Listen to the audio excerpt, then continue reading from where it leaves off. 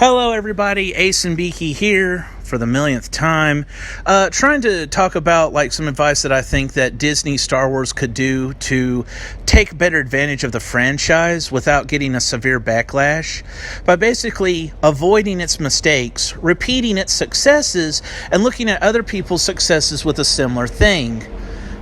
Disney's success, Disney actually did some good with Star Wars, and the thing is that a lot of people are too emotionally angry about The Last Jedi, and to a lesser extent the other sequels in the sequel trilogy, to sometimes give credit where it's due. We're in the middle of a culture war, so the thing is that it's been perpetuated.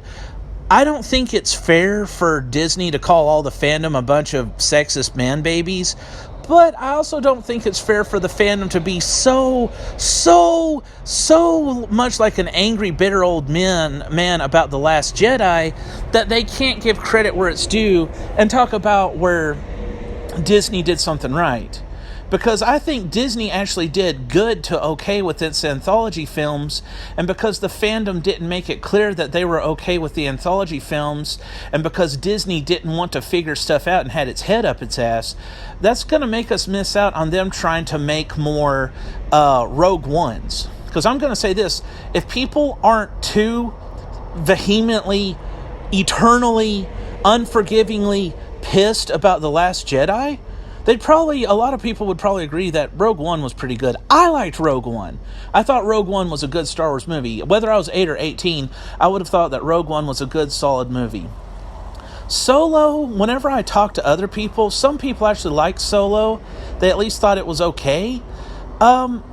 Solo, from what I understand, a lot of people thought it was all right. A lot of people didn't hate it, but Solo was kind of like they felt was their only funnel to take out their frustrations on The Last Jedi. Now, that's the way it worked out. Them's the breaks, and it's not fair. That might have been the fandom's fault, but here's Disney's fault. Disney didn't listen.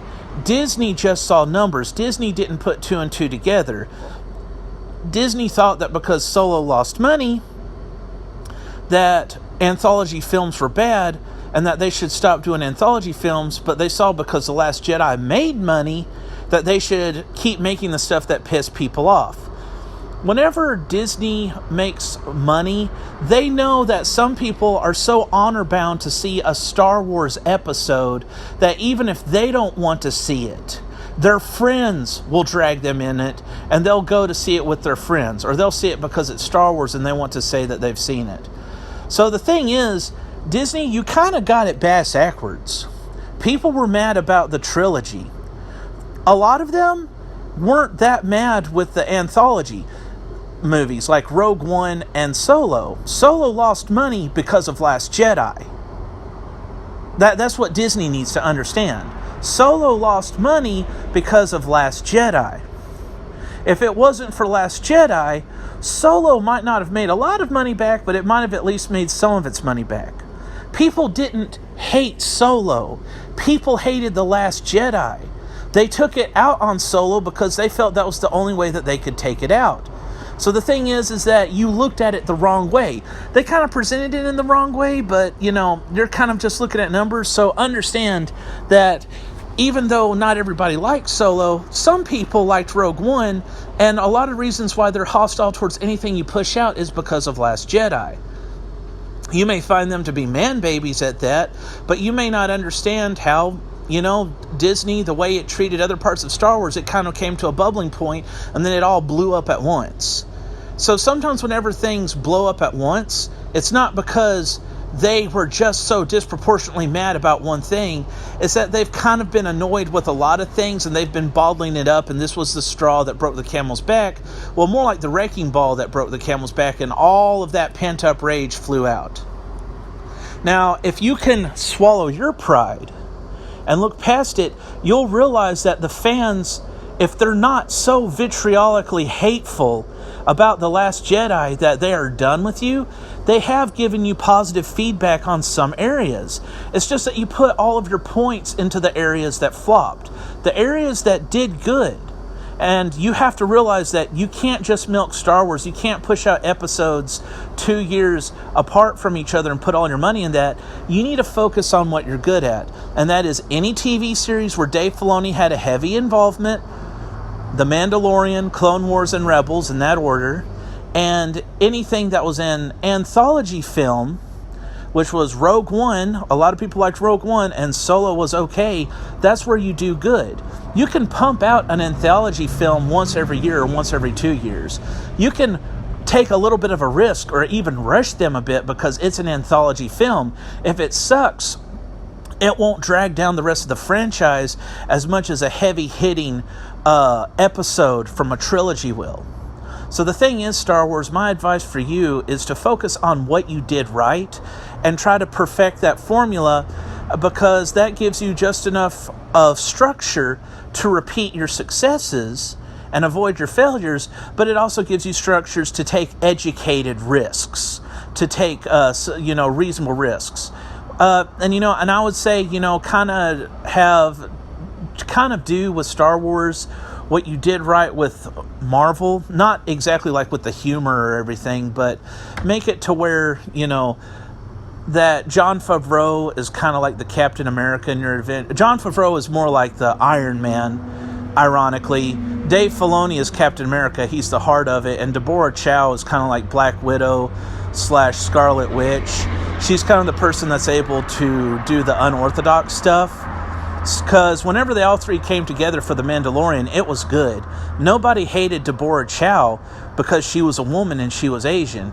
Just like a lot of people who hate Kathleen Kennedy now didn't even know her name before The Last Jedi. And if you showed them her resume before The Last Jedi, they might be impressed with what she did right.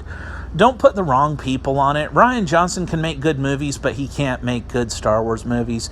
Kathleen Kennedy might be good at the business side of things, but she doesn't need to be directly over Star Wars. Dave Filoni is the heart of new Star Wars. Jon Favreau is the brain of new Star Wars. Deborah Chow is kind of like the spine.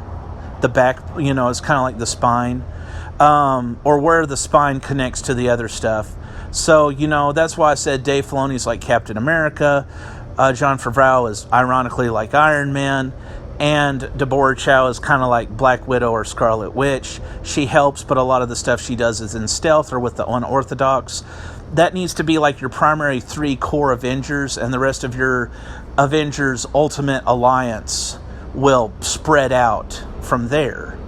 I think J.J. Abrams can provide some good stuff to it, but maybe he doesn't need to be the one, completely in charge. But if he was part of the group and he threw in his 2 cents, he might be able to help. I would also think that if you wanted to hire some people that have experience writing good Star Wars, that is something new, but totally feels like it belongs in the Star Wars universe, contact the people who wrote the stories and worked on Knights of the Old Republic, the RPG and the MMORPG, because from what I understand, those are Star Wars games that take place in a different era of Star Wars and do some things with Star Wars that are different, but it still very much feels like Star Wars. The aesthetic, the pacing, the character driving, it feels like what the original trilogy did right, sprinkled with what the prequels did right. It's a good combination. So there's some other people who have experience writing successful Star Wars.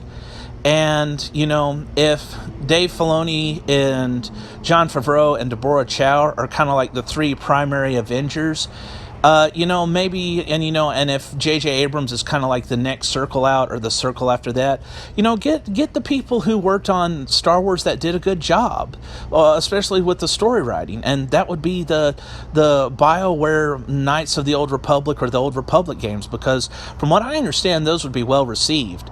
And if you made movies that were animated, like the cutscenes from the Old Republic, ooh, that would be a really good movie. Like if you had Star Wars CG animated to the quality of those cutscenes from the Old Republic, Eternal Throne or whatever, you made a whole movie like that, that would be really good. Because, it'd be like a better version of what the Final Fantasy, the 3 computer-generated Final Fantasy movies were. So the thing is that I think you can take notes from that. My advice, I mean, even if it was animated like the Clone Wars and Rebels, but it was like higher quality, like the 7th season of Clone Wars, but put on the big screen with a little extra touch up, with just stepping their game up just enough, that may not be our first wish, but that would be a close second, because that stuff was good. Now, here's what I'm going to talk about you doing also to enhance it. Take some notes from DC's animated universe.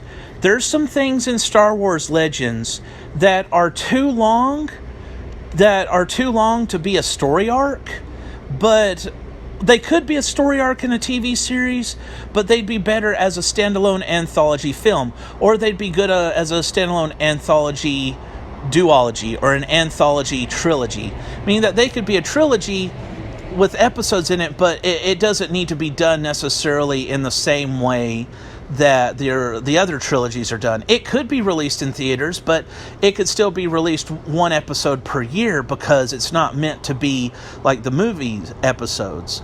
Or it could be released direct to video. I'm so used to saying direct to video, it's direct to DVD, direct to Blu-ray, but I'm going to say direct to video because I've said that all my life. But think about the success that the animated direct to video DVDs that DC has made, where they create movies, they're PG-13, they're feature-length animated movies, and they're direct-to-DVDs, but a lot of the fans eat them up. It was at least doing a good job for a while. I really liked Red Hood. So the thing is that Disney, there's a lot of stuff in EU Legends, in the Legends of the Expanded Universe, that if it's high quality, and if it would be better to be a standalone anthology, you could do that. And you would make money with that, and fans would eat it up if you didn't screw it up. Where it's like, you can look at the expanded universe, and this is where you need to look at it, and this is where you need to decide to yourself, would this be better as a standalone movie, like Rogue One? Would this be better as a standalone animation, kind of like what DC does with its direct-to-video PG-13 movies? Would this be better as a part of a TV series, like The Mandalorian or Clone Wars or Rebels? Would this be better as kind of like what didn't work with the Disney sequels but might work with somewhere else, where it's a theatrically released anthology trilogy? And you say, well, what would be a good anthology trilogy?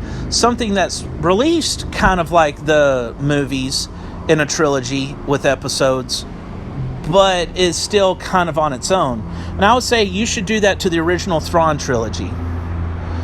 Release it like an anthology where they're like 1 year apart or 2 years apart. Make it animated so that you can get Mark Hamill and Harrison Ford to do the voices, but it doesn't matter that they're older because they'll be CG. Whether you want to make it CG like season 7 of the Clone Wars, or whether you want to make it CG like the cutscenes from the Old Republic, either one would be good. The thing is that if you made the original Thrawn trilogy, basically the crown jewel of the EU, make that an anthology trilogy released in theaters. What you tried to do with the Disney sequel trilogy may not have worked with the sequel trilogy, but it would work great with theatrically released anthology trilogy based on the original Thrawn trilogy. Computer generate that bad boy, whether you want to make it look a bit more cartoony or whether you want to make it look more realistic. And you can at least have the voices of the surviving original cast. Mark Hamill and Harrison Ford's voice, as well as some others. I know Carrie Fisher is gone, but there's some people who voice who they think would be a good person to take her place in voice acting. Mark Hamill, Harrison Ford, they're too old to play the roles in a live-action movie because this story takes place shortly after Return of the Jedi by like 5 or 6 years. So, they would still look young, but you animate them young, and then you get the original people that are still around to do the voices. I think that would be an excellent start. Disney, if I went back in time, I wouldn't erase everything that you did. I would just say, hold up, take that story that y'all were thinking about doing for the Disney sequel trilogy, we're going to put that on hold. And if we want to do something that's already written out and that people will like, and that we can even push it out one movie every 2 years, like we don't even have to wait the full 3 years, because once we get a good animation team going, and we know it's going to rake in cash if we don't screw it up, the original Thrawn trilogy, that is the crown jewel of the EU. Lots of fans love it. You could have done that, and if you didn't try to make episodes 7, 8, and 9, and instead you were focused on Thrawn Episode 1, Heir to the Empire, Thrawn Episode 2, I forget what it's called, but the thing is, I forget what the other books are called, but if you did that, the fans would give you so much money, and unless you royally fucked it up, I think the fans would not complain too much. I mean, if the acting was bad, yeah, but at least the story would have held up, because people often consider the Thrawn trilogy like the trilogy that they wanted. And here's the thing, if you made it an anthology trilogy, like this isn't episode 7, 8, 9, this is just Thrawn Episode 1, Thrawn Episode 2, Thrawn Episode 3. If you did that, that would have given you something that would have made money. That would have given you something to where you could have had Carrie Fisher voice act the animated Princess Leia while she was still alive. And whatever you wanted to do with the Disney sequels, with the First Order and the Resistance and all that, you could have done that later. You could have done that later. You would have had more time to prepare for it. Or you might have seen fit to, since there's so many ideas overlapping each other with the Disney sequels, that maybe it would have been better as a TV show. That once you've practiced on what you know will work with EU Legends, then after you learn how to follow, you can lead, and you would have been able to do a better job with some of the stories that you had. Because the Disney sequel trilogy, not all ideas were bad. A lot of it was its execution and its attitude. And the thing is that it tried to do so many things at once, and it discarded a lot of good ideas, and it played it too safe in one area and not safe in another. If you had been preparing to make a TV series, like maybe kind of like Clone Wars or whatever, but it's based off of Disney canon, you would have had wiggle room. You would have been able to use the surviving voice actors to voice act a CG thing. And you would have had a better time with the TV series to explain questions that fans are like, what's that? Do I have to read a book to understand what's going on? That's not good. Give Rey more character develop, give more emotional gravitas. If you wanted to go off in a different direction or experiment or subvert expectations, you would have had a safety net because it's a TV series, and if it wasn't good on a couple episodes, you could have fixed it or changed it later. So that's what I think you should have done. You should have started out with the trilogy being an animated Thrawn trilogy, and you should focus on stuff that would be good for standalone movies. Your canon can be standalone live-action movies like Rogue One, and EU's canon can be standalone animated movies like what DC does with its movies that are released directly to video. That would have made you some money. You could...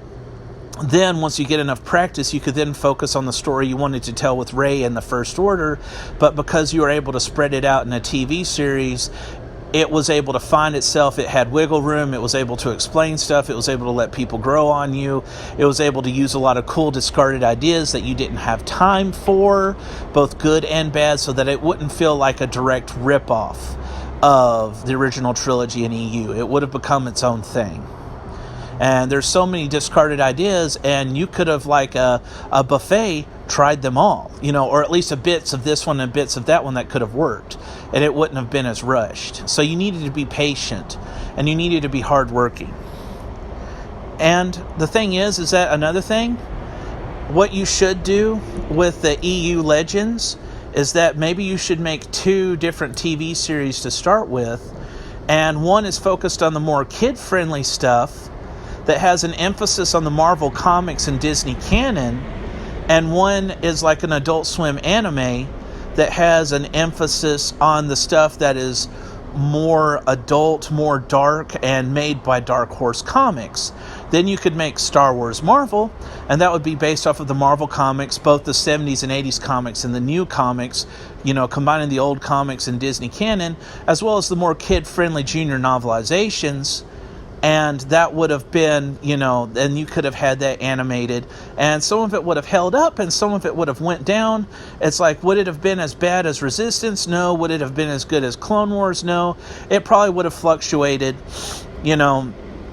Some episodes would have been as good as Clone Wars, some episodes would have been as good as Rebels, and some episodes would have been as bad as Resistance, but it would have been fluctuating, and you would have constantly had stuff you can use from the junior novelizations, both old and new Marvel comics, and Disney canon.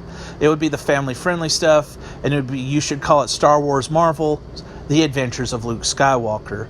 And it should focus on the story about Luke Skywalker, or that involves Luke Skywalker, whether young or old, because Mark Hamill's not going to be with us forever. And that way he can just voice act an animated younger version of himself. With Star Wars Dark, the emphasis can be on things that are dark, whether it's the morally gray good guys, the point of view from the villains, or stuff from Dark Horse Comics that may not be that dark, but it's a play on words. And that could be kind of like the Adult Swim anime. I would love to see it animated something like Hellsing Ultimate. That would be awesome. But the thing is that it doesn't mean to be rated R, but it would be the darker side. So it might focus on the comics of Vader. It might focus on the stories of Rogue One. It would focus on the other good guys too, but it might focus on the darker elements of the good guys, like the Yuzon Vong series. That's kind of a harsher, very bleak and dark Star Wars. And from what I understand, the Dark Nest Crisis is bleak and has some sex in it.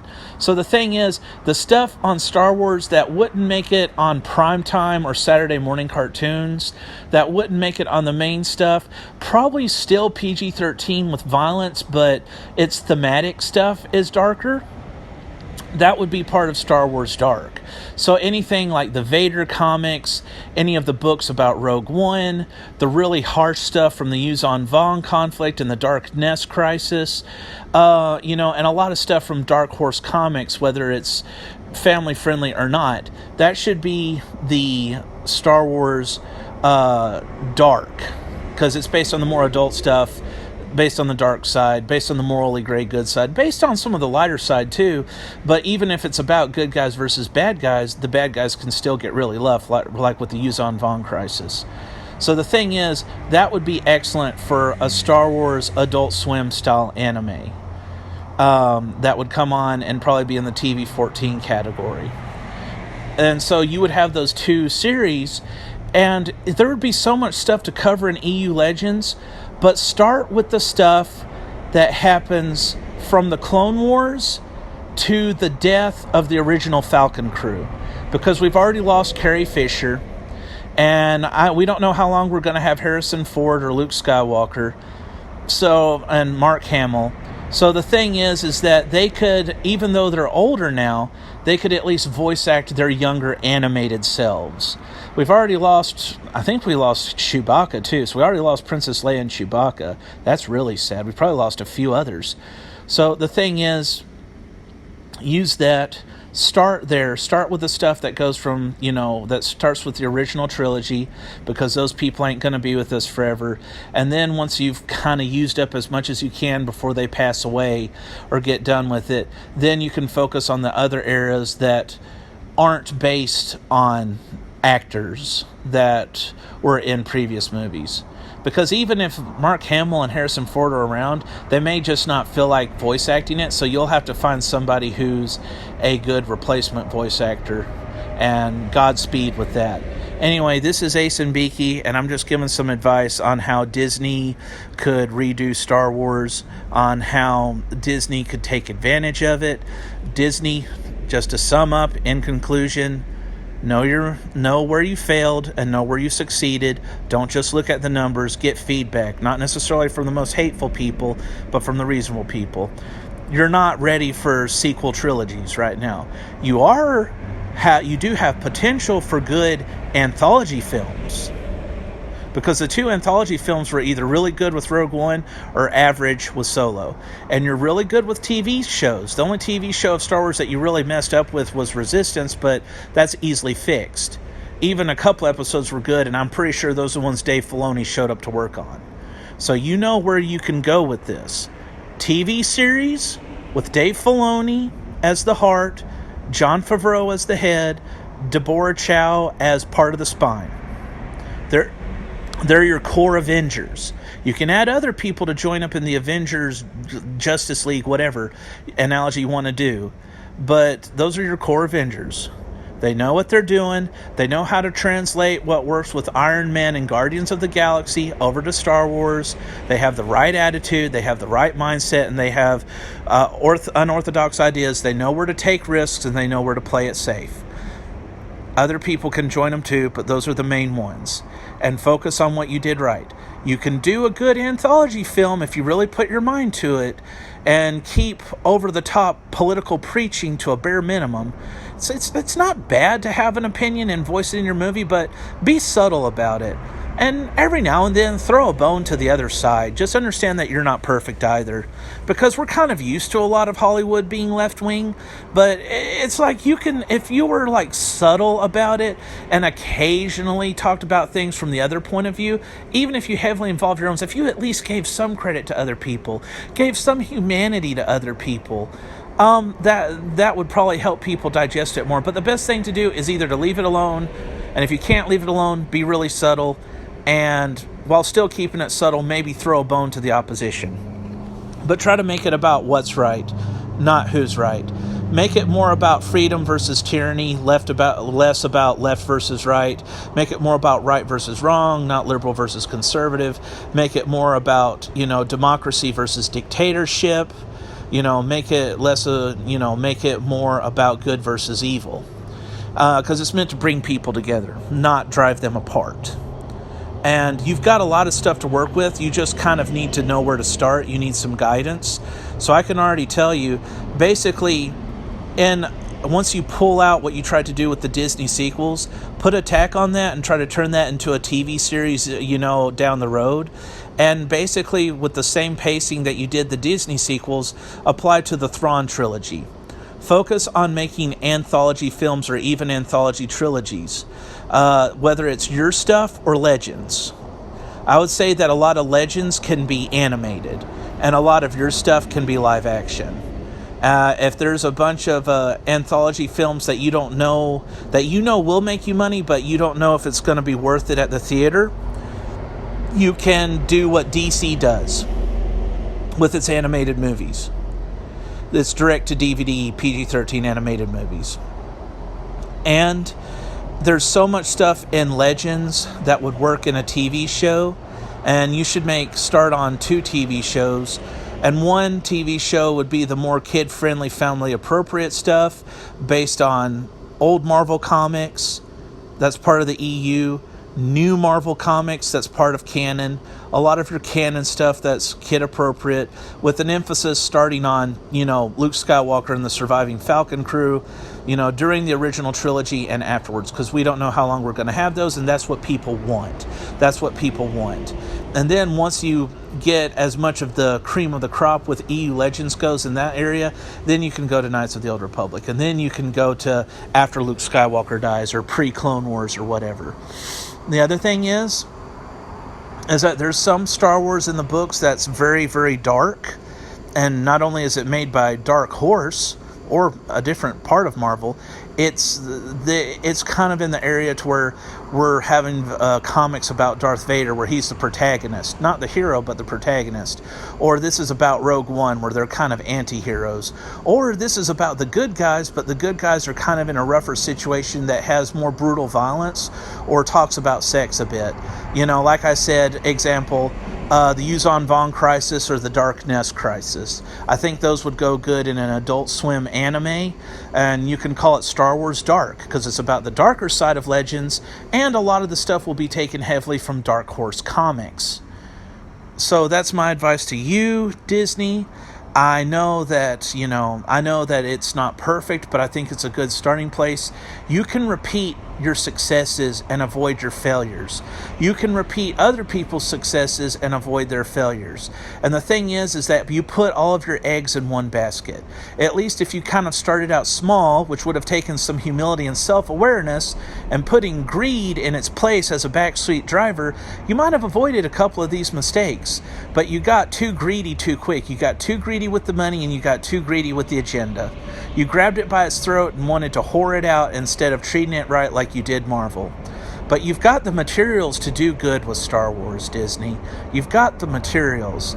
You've got Dave Filoni, Jon Favreau, Deborah Chow, and whatever group works with them, not to mention whoever you might want to hire from the Knights of the Old Republic and anybody else who has good story writing, whether it's the people who did Drake's Fortune or people who did successful in other things similar to Star Wars but in video games. You've got it. You can work with this. Your anthology movies, one was good, one was okay. The stuff that Dave Filoni worked on, minus Resistance, was consistently pretty good as far as I'm concerned. And some of your books were good.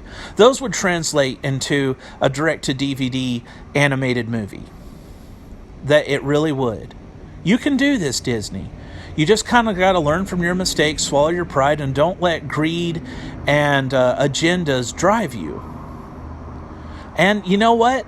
The story you were trying to tell with your sequel trilogy, that might be able to be salvaged later once you put some distance to it and approach it with fresh eyes. It should probably be a TV series when you're done with everything else. And it should probably be animated. So, it should probably be animated. And even if Mark Hamill is dead, somebody can voice act him. I'm going to hate when that happens, but you can do that because there's so many cool ideas that would have made The Force Awakens very different, that would have made the Disney sequels very different. You can restart it and try to tell that same story, picking up the cool ideas that you threw away for time and because you didn't want to take risks, avoiding the mistakes you made with The Last Jedi. Like pretty much 90% of Last Jedi didn't happen. And you could have made something, and you can make something that would be, like a 25 or 50 episode series that would have gotten the story across, but it would have given character time to grow and breathing room. Anyway, this episode's getting a little bit long. I wish you the best. Please comment below what you think Disney could do to make Star Wars better. I really hope that they consider bringing the EU back. And I don't mean just cherry picking a couple of parts of it to put in a bad story. I mean that they do the exact opposite. Like they bring the EU back and they either call it Legends so that you know not to take it as canon, or they try to be faithful to Legends, but they change one thing here and one thing there so that it technically exists in the same universe as Disney canon, where Legends happened and it doesn't contradict with canons, and that they try to graft it there. Anyway, they might have to change a date or change an event or swap out a character here and there, but it's still 90% in the same story. It's just the 10% as an augmentation to bridge the two together. Anyway, this is Ace and Beaky. I tried to keep this rant short, but it's getting really long, so a lot of people probably won't listen to it, but I understand. Over and out.